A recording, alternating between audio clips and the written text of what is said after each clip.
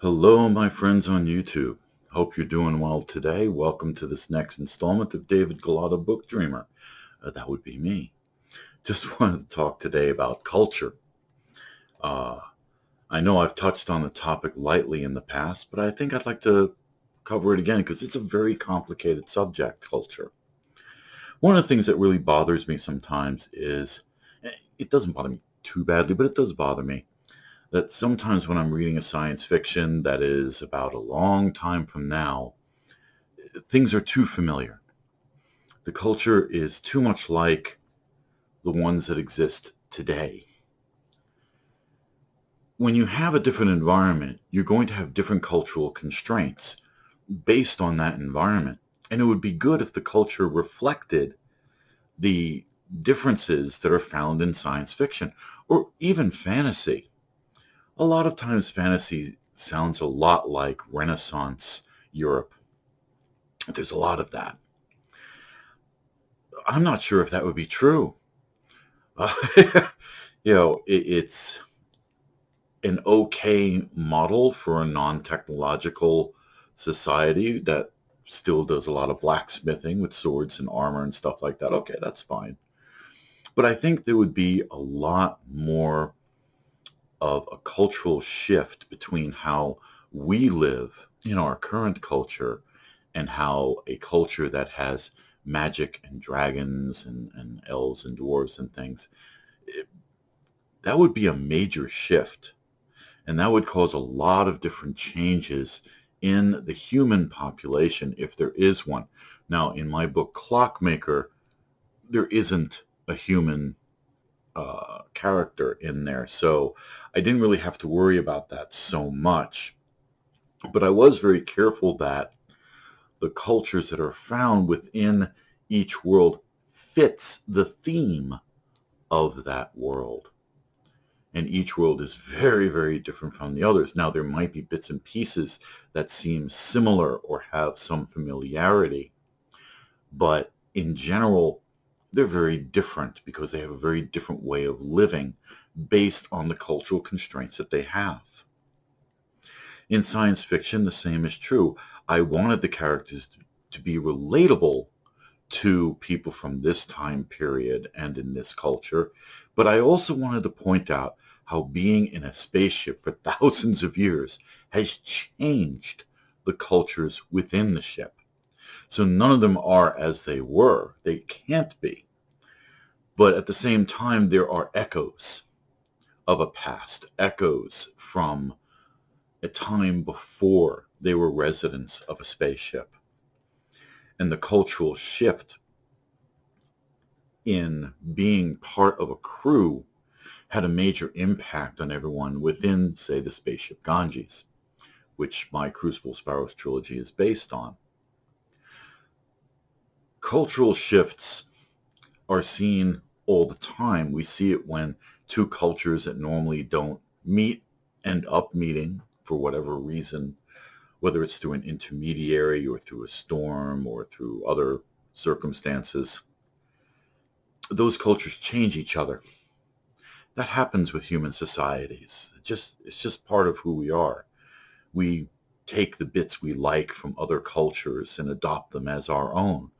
We also look at what we don't care about in another culture and avoid adding those aspects. But at the same time, the unique culture that has shifted. It has changed. And it's not just one culture shifting the others. They're all shifting each other. Human beings are very adaptive creatures. And we tend to merge our own culture with that of others. Now, there's always going to be people who really cling hard and fast to their old culture as best as they can.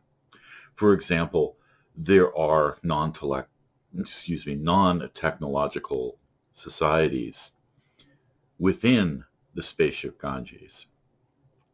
And they have clung to their roots and their heritage as best they can, given their circumstances.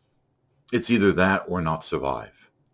It's either that or watch their entire society disappear. So they'd rather not disappear, so they've had to adapt to a completely new way of doing things. Unfortunately, for those who are in Ganges, this means that they have their outer trappings well in place, and they're even living in an environment that is very, very similar to the original environment from which they came. For example, there are Taparape in my book. There's also the Amish in my book. So they were in the ship, still living basically in the way that they did, but there have been some changes because they're not actually on a planet and they know it. They're on a spaceship and they understand that. And so certain things had to shift, certain things had to change, but at the same time, they don't want to get rid of the core of their cultural heritage. In some ways, the ship Ganges is like a museum. And it, as a crew, they also want to preserve these ancient cultures that are within the Agro wheels. Mostly you find those cultures in the Agro wheels. You don't find them in the residence wheels. You find them in Agro. This is because of the history of Ganges. This is because of how the ship was built and how it was initially populated, which was not a pleasant thing. It was not a very pleasant event. These people were forced from their homes so that others could take over the land and use it as they saw fit. These people were dumped into a giant spaceship and were told they had to work. After the awakening, those people who were taken from their home were given the choice to lead the way toward a better future for the ship in general. And that had a major impact on the rest of the vessel all throughout its history. Even now, while I am writing the second trilogy concerning the ship Ganges, it is still very prevalent. Agro is very powerful culturally speaking. It is also very powerful in general. It's where the food comes from. It's where the air is refreshed. It is where the waters are cleansed. It's where half their medicines come from, is Agro. So yeah, they hold a lot of political clout in the ship. But this is celebrated rather than, oh, so it's Agro people. No. No, they are celebrated because they are the survivors. They are the ones who were able to adapt to new conditions and yet preserve their ancient heritage. But this had major effects on the overall culture of the ship. Thinking it through, trying to think it through, is vital if you're a science fiction or fantasy writer. Thinking through not just the plot line, but the background behind it. In many ways, yeah, I'm addicted to world building. I admit it. I'm a big world builder. It's what I love to do. And every book I've written has a good amount of world building behind it, but I think that gives that world greater depth. Clockmaker was a bit of a tour de force of world building.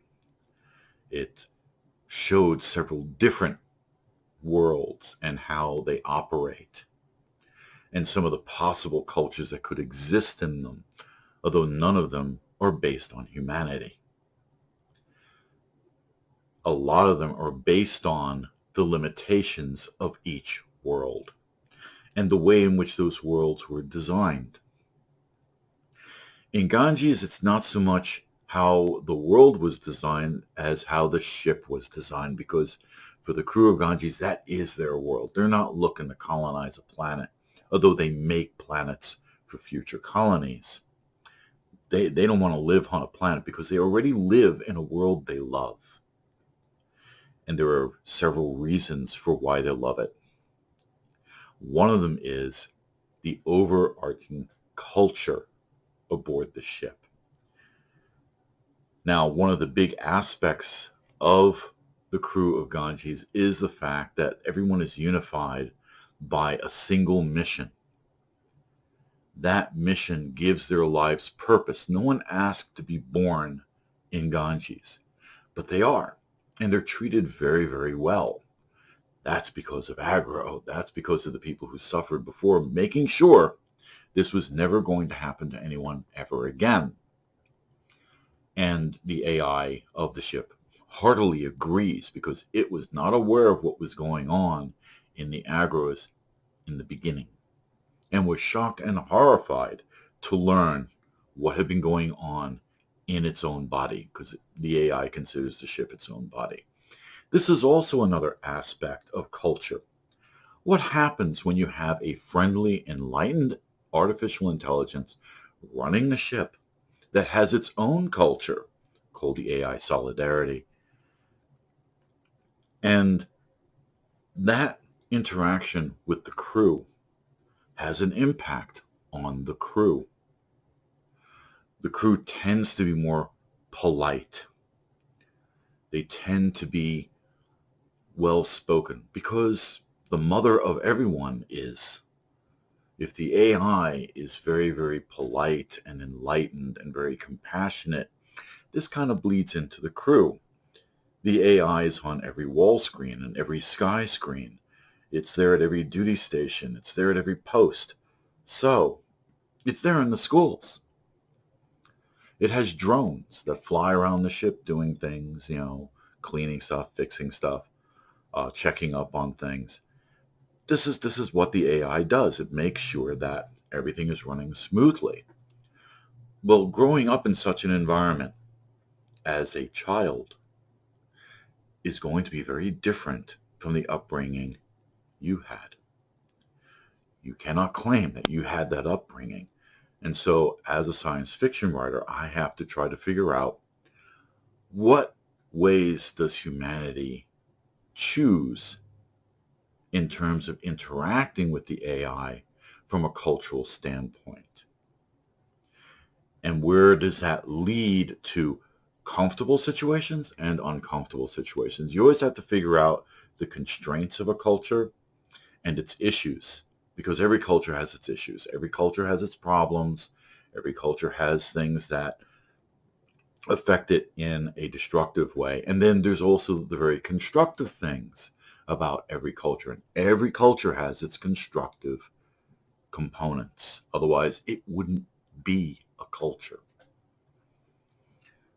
So figuring these out, plot them out, put them in a notebook, write things out, look at them. If something doesn't make sense, scratch it off, even if it's something you happen to like. Just scratch it off. If there's something that perhaps the crew would do that you don't approve of, well, okay, but in that environment, would people go in that direction? Certainly some people might. So you have to get beyond your own cultural leanings and look at the culture you're writing about from a more dispassionate point of view.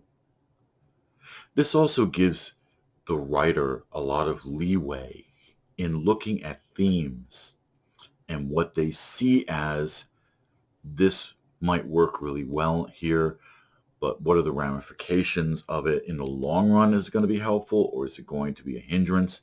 There were some wonderful things about Ganges that I really enjoyed that I decided I need to show it. This is actually a hindrance in disguise.